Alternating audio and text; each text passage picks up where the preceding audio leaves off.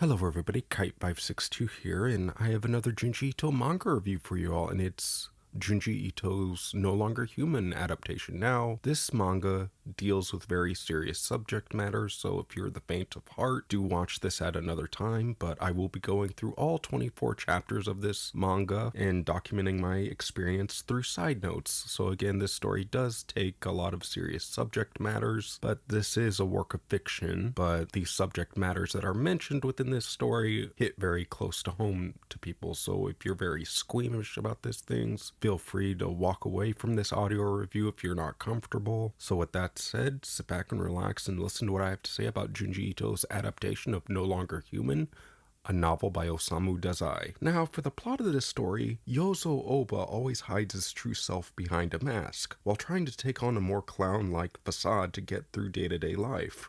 Yozo still doesn't truly know what it's like to be human, and so for chapter 1, it's really fascinating to see how quick Yozo life gets turned upside down, it seems. From being traumatized by two house workers, Yonekichi lured Yozo into a secluded area and had unfavorable and unconsensual actions with young Yozo. With Tomei, the housemaid, Yozo was lured in with the promise of sweets, only to be scarred with more trauma. Even though I thought Tohei had a heart, I was gravely mistaken. It's also interesting to see Yozo observe his own family of human beings and still feel like an outsider at such a young age. Continuing on, the moments where Takeichi was introduced are very memorable and very shocking in my opinion. And so for the first side note, Yozo clearly is showing signs of depression, it seems. My heart just aches for Yozo here because these incidents have a high chance of happening in real life. I have to say, seeing the lying mask scene illustrated by Mr. Ito is a job masterfully done. However, I will say this chapter 1 is an absolute gut punch with all that was revealed to my eyes, so I'm going to take it a chapter at a time. So continue on with chapter 2, Clown. Okay, so Yozo doesn't like people finding out his true colors. Who doesn't? This chapter delves into more of why Yozo acts like a clown and much less like his quote-unquote true self, so to speak. This chapter felt more like a traditional Ito short story in my eyes. If anything, this chapter feels like Yozo's rise to becoming a serial killer in some sense, which is quite frightening to witness page by page. And so for my second side note, it's surprising to see Yozo slowly snap chapter by chapter, going through two traumatic childhood experiences from what seem to be trusted adult figures in his life. Does this also mean that Yozo is a projection of Dazai himself? It's been years since I read the original novel here. And so, continuing on with chapter 3, The Human Female, it appears that Yozo is still confused about the human female within this story. What's in chapter 3? It starts off with Yozo and his sister and his aunt telling jokes to these two rebellious girls around the neighborhood. It seems that their house, in chapter 3, it seems to throw a lot at you with the subject matters that get revealed, especially on page 76. Within the same page comes one of my favorite quotes from Yozo, well, a part of it. Behind the amusing tales that slipped from my own mouth, I was simply terrified in my own heart. No longer human. Page 76. The disturbing revelations that are revealed in chapter 3, it seems that Yozo just keeps on making one terrible decision after another. After seeing Harold Lloyd crawl up the side of a building, Yozo only manages to break his leg. This is the only detail I'll reveal about my experience of this chapter. The rest is best experienced with your own eyes to witness. And so continuing on with chapter 4, Good for Nothing. Now Yozo is a little bit older, like 20 or 21. Yozo now lives in his father's townhouse for when he goes to college, since the dorms ended up giving him more trauma. Mainly bullying by the upperclassmen. You get the general idea, it's not too pleasant. So, continuing on with his life at the dorms, it gave him breathing problems. I really sympathize with Yozo, since it seems the young man can't seem to catch a break. Then, one day in class, Yozo and a man named Masao Himiki takes Yozo out for a night of drinking in Tokyo. And so, for side note number 3, again, I have so much sympathy for Yozo from being haunted by dead friends and relatives to the now seeing some good nature in this man named Masao Himiki. How deep this spiral of madness goes, that I do not know. And I have to say, for the panel on page 120, it's one of my favorites. And so, onward to Chapter 5, Outcast. Horiki introduces Yozo to underground political activism, more notably an underground movement of Marxists that was being oppressed by the Japanese Communist Party in the 1930s, where this fictional story takes place. This chapter is best experienced read with fresh eyes. And so, for side note number 4, I thought Japanese communism was outlawed in 1925. However, that doesn't mean that there are still followers of these ideals in Yozo's time of being a part of a political revolution within this story. Again, I know this is a work of fiction, but some moments in the earlier parts and recent feel more autobiographical and realistic to my eyes. And so, on to Chapter 6, Tsuneko. Yozo has a brief moment of romance with a beautiful woman named Tsuneko, and she's a cafe waitress. However, Yozo is still haunted by his past choices, and some of his colleagues go out to find him. And so, for side note number 5, I really enjoyed Chapter 6. It had layers of emotion within it. From experiencing a moment of true happiness and passion with Tsuneko, along with Yozo having to explain himself to his colleagues in the underground Marxist movement named Kaneyama and Neiko, a male and female colleague. Neiko's the female colleague and Kaneyama is the male colleague. After all this, Yozo feels like death is the only salvation for him. And so, Chapter 7, Paradise. Yozo and Tsuneko take a trip to Kamakura Prefecture in Japan to fulfill a pact to one another to spend the rest of their lives together in eternal peace. However, the jealousy and emotions of others make themselves known in this plan. And so for the side note number 6, this was an absolutely beautifully tragic chapter with every tragedy that haunts Yozo. It'll take the form of a ghost. Yozo's demons of his past seem to haunt him each and every day. Neiko is really surprised me as well. The wide-eyed kind of unexpected kind of surprise. And so, continuing on with Chapter 8, Cold Sweat. Yozo finds himself captive at a police station after his failed attempt at taking his own life with Tsuneko. Yozo is then taken in by an acquaintance of Yozo's father named Shibuta. However, Yozo and his father always called him Fat Fish, but for the sake of this story, I'm gonna refer to him as Shibuta out of respect. That's just me. So, for side note number 7, I can definitely see that Shibuto has good intention with how Yozo would like to improve his future, but metaphorically speaking, in a way, adds more of a frustration for Yozo than a calming solution of redemption. What irked me is that Shibuta and his son laughed at him for wanting to become a painter. However, the last panel was a jolting shock for me to see. To add another ghost of guilt to Yozo's is truly heartbreaking for me to see. I can really see that Yozo really loved Tsuneko.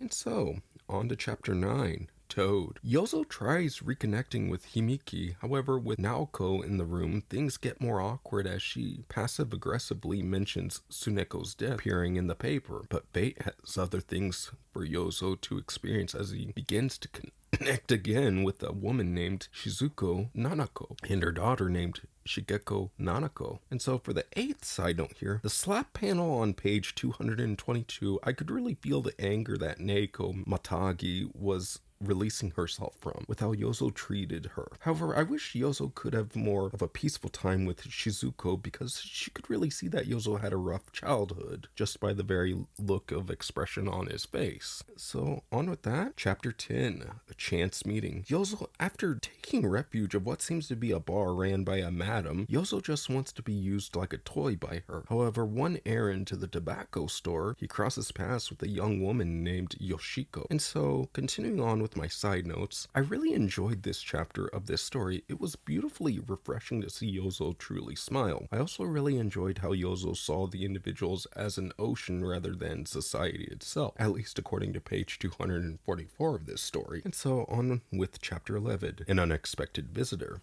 Yozo is given a chance to show his art not just in a popular newspaper, but also submit a ghost painting of his wife that catches the attention of their guest, Mr. Owl. And so for the 10th side note, another chapter I really enjoyed. However, I'm really getting enraged at Yozo's father that it causes Yozo to doubt his skills as a great artist. The later half of this chapter was a total punch in the gut for me to witness. The panels accompanying the story are absolutely filled to the brim with emotion from every character featured. And so, with that said, on to Chapter 12, Fleeting Glory. As Yozo's father still keeps on berating him, some good and bad news has sprung up for Yozo's future as a manga artist. What could happen this time? Everyone around Yozo seems more successful than himself. And so for the side note that I written down, this chapter had a wide variety of viewpoints and emotions, or perspectives if you will, from Yozo's father haunting him and berating him for his day's stay. This was a really heart-wrenching chapter for me. The story itself really captured the waves of depression, both big and small, with some joyful moments in between. And with that, on to chapter 13. Tragic comic. Mr. Aoki introduces Yozo and Yoshiko to a man named Shunshun Takito. Mr. Takito is really impressed with Yozo's ghost painting of his wife, then asks Yozo to present a larger scale piece at the Nanika art exhibit. And so I really do enjoy seeing Yoshiko and Mr. Aoki try to see Yozo's success as an artist come to fruition. However, Himiki is really giving me an odd feeling that he did something horrific that Yozo doesn't know about. And so, chapter 14,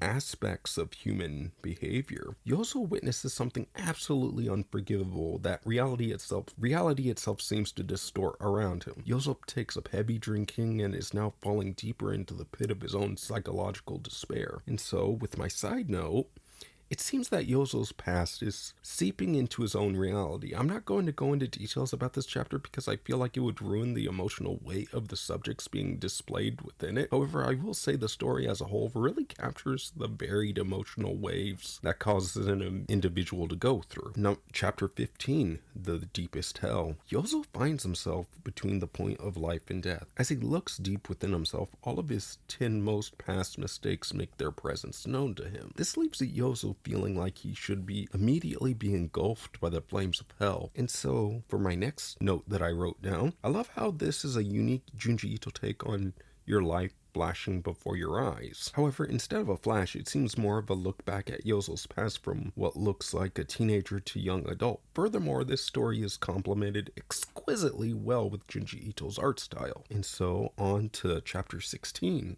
Spellbound. As Yozo continues his near-death experience, Yozo is taken further into his own past decisions. You could also say regrets. All of the ghosts Yozo has accumulated still seem shackled to Yozo's very being. And so for my next side note, this chapter is continuing off of chapter 15. Just expanding on the journey of a near-death experience. The expressions and little backstory about the housemaid Toki really tugged at my heartstrings because at that time, Yozo really saw Toki as a mother figure as he was growing up. And with that said, on with chapter 17, Hiroko. Yozo finds himself walking in the vast abyss of the winter until he finally saw what appeared to be a line of Japanese soldiers. Yozo finds himself in a strange room surrounded by unknown dried plants. Where did Yozo find himself at now? And so I really do love Hiroko as a character in this chapter. However, I think the injections she gave Yozo was actually liquid morphine instead of vitamin C injections. Hiroko herself even had to use the ampule to heal her leg pains that have stayed with her starting at the age of 5 years old. Now, chapter 18, Heaven and Hell. As Yozo continues on using these injections to subdue his drinking, it leads him to be more addicted to the medicine that Hiroko introduced him to. It leads to a brief but fiery passion between the two individuals, or in other words, an affair. So, for my next side note, Yozo really needs to get his act together here. He has a wife at home who loves him very much. Why would he risk an affair of all things? The preview of the next chapter doesn't help Yozo's case at all. Chapter 19, Doubt. Yoshiko tries to be a good wife and tries to get her husband Yozo a full 12 ampules of the medicine that makes him full of life. However, as time goes on, Yoshiko slowly starts second-guessing her own actions. So, is Yoshiko slowly developing high anxiety symptoms, further involving into false memories? For example, she tries to clean this cloth all the way by hand washing it, with one of those metal boards and whatnot, but the dirt is still there. This story is really heading into the more grounded mental health aspects of the human experience. And with that said, chapter 20, Obsession. As Yoshiko continues with these horrible mental health issues, Yozo continues to see Horiko behind her back.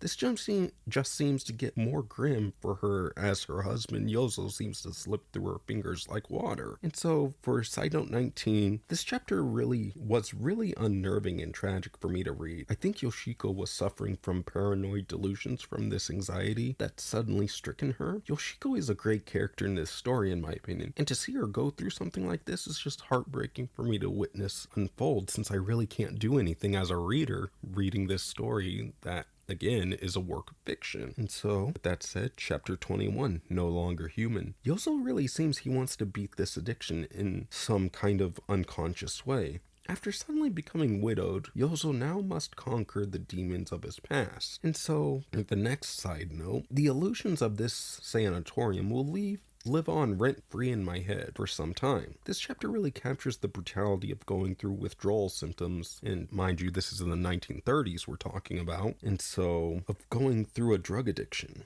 I'm probably going to finish the story later on in the day. Now, chapter 22, Real Name. Yozo comes into contact with a man who's a writer. After a week, Yozo's condition, he feels more alive than ever since he finally sobered up from his injection addiction. So, after all this though, even the brightest moments of life have their dark side. And so for what I really wrote down for side note 21, I'm really loving the later half of this story. The way that Yozo's reflecting on his past, Yozo's really starting to see the catastrophic damage he's done over the years. This chapter got me a little misty-eyed near the end of it. And now, chapter 23, Comedy. As Yozo and his friend of his continue talking, the friend wants to write a novel about Yozo's life experiences. As Yozo's being released, he makes sure not to set foot in Tokyo again from his brother, since his brother's now head of the Oba family. And so, with that said, chapter 24, Everything Passes. The friend Yozo was with hasn't seen him in 12 years after he was discharged from the mental hospital. As the friend revisits Yozo, the friend completed his promise. And so for my final note here, the adaptation still captures the raw emotion of the human mind. If you're in the right mindset, read this novel. Strangely enough, this novel gave me a spark of insight to really see the beauty of the deepest darkness that one would seek out and find a light. Even though this story is a work of fiction, I found it really relatable at some points. Early parts shocked me, unnerved me, but it also helped me see that I'm not alone when it comes to dealing with rapid tragedies like one after another. Even though the story takes place mainly in the early 30s and late 40s, some information can be useful in 2025. If you yourself are listening to this, if you're struggling, know that you're not alone. If you yourself are having mental health issues, reach out and ask. I cannot stress enough how important it is to take care of one's mental health. Showing emotions and feelings is okay. Asking for help with struggles is okay. After all, these feelings and experiences in life make us all human in the end. I give Junji Ito's adaptation of No Longer Human a 10 out of 10. Thank you, Mr. Ito, for adapting this classic story. I really needed to read this. And with that said, that's my audio review of No Longer Human by Junji Ito. Again, Mr. Ito, thank you for writing this, and I give it a 10 out of 10. This is Kite562 signing out, and as always, I hope you have a wonderful day, everyone. Later.